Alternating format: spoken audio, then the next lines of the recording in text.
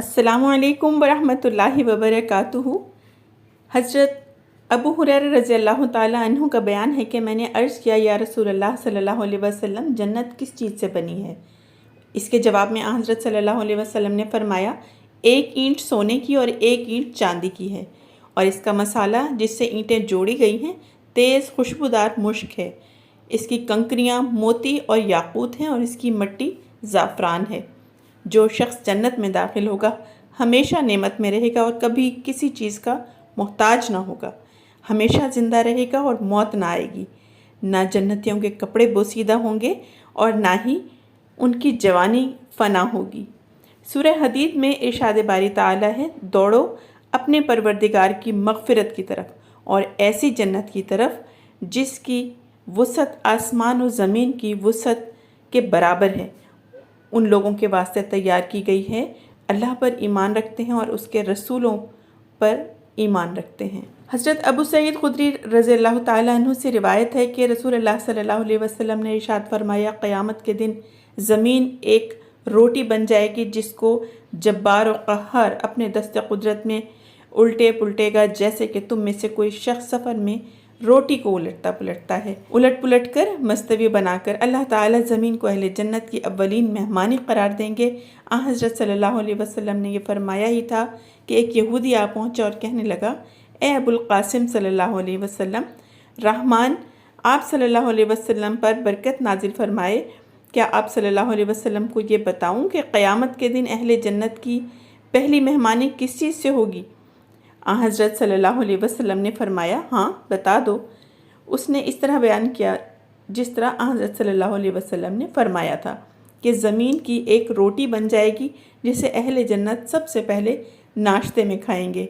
रावी कहते हैं कि इस यहूदी की बात सुनकर हज़रत सल्लल्लाहु अलैहि वसल्लम हमारी तरफ देखकर इस तरह हंसे कि आप सल्लल्लाहु अलैहि वसल्लम की आखिरी दाढ़ें ज़ाहिर हो गईं। ये हंसना इस खुशी में था कि अल्लाह ताला ने जो उलूम अंबिया को दिए थे मुझको भी दिए हैं, जिनमें से बाज़ चीज़ें नक़ल दर नक़ल होकर यहूदियों में भी मशहूर व मारूफ़ हैं।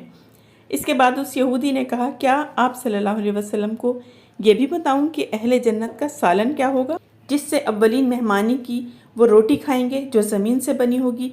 हज़रत सल्लल्लाहु अलैहि वसल्लम ने फरमाया, हाँ वो भी बता दे। उस यहूदी ने कहा, बैल होगा और मछली होगी, उनकी कलेजी के ज़ायद हिस्से से 70,000 अफराद खाएंगे। जन्नत में खाने पीने के लिए बेइंतहा नेमतें होंगी।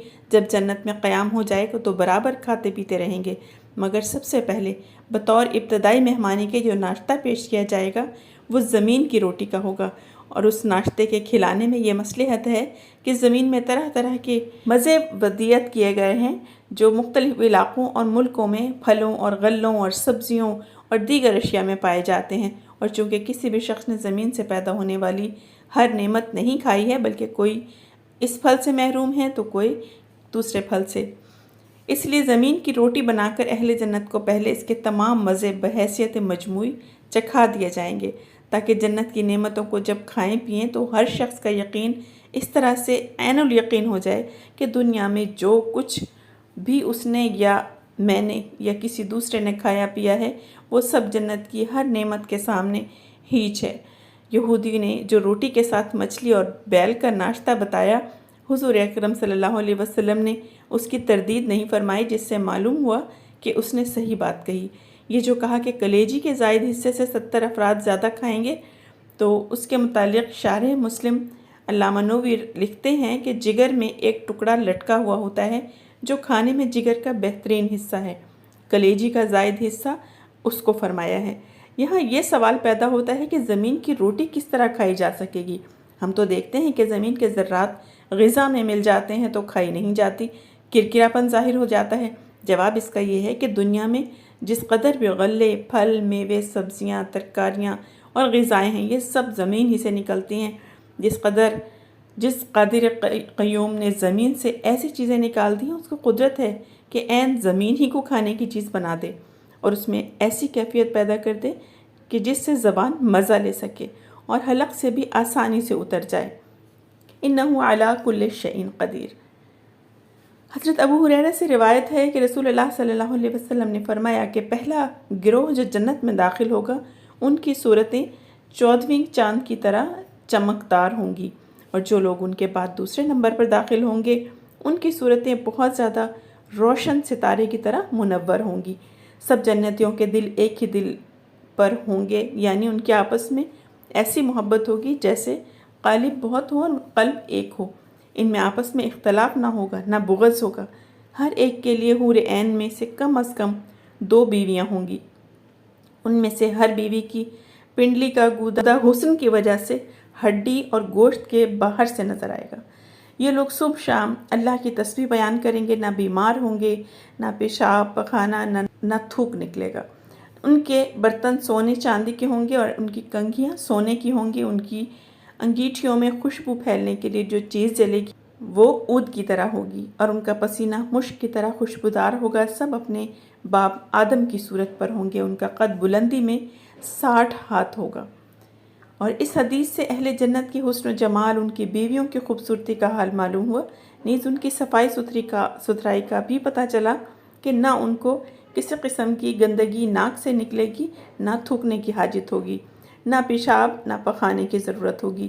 جو پسینہ آئے گا وہ گرمی کی وجہ سے نہ ہوگا بلکہ کھانا ہضم ہو جانے کا ذریعہ ہوگا، اور وہ پسینہ خوشبودار اور خوشگوار ہوگا۔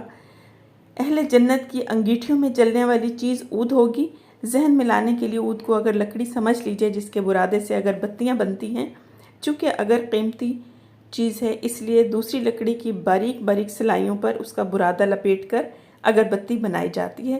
جنت میں کسی چیز کی کمی نہ ہوگی، لہٰذا خوشبو کے لیے عود ہی سلگ رہا ہوگا۔ اس کے برادے کی بتیاں بنانے کی حاجت نہ ہوگی، اور یہ وہاں کا عود ہوگا، یہاں کے عود پر قیاس نہ کریں۔ یہ انگیٹھیاں آگ سے جل رہی ہوں گی یا کسی دوسری چیز سے، اس کے متعلق کوئی تصریح نہیں ملتی۔ کس قدر حسین منظر ہوگا۔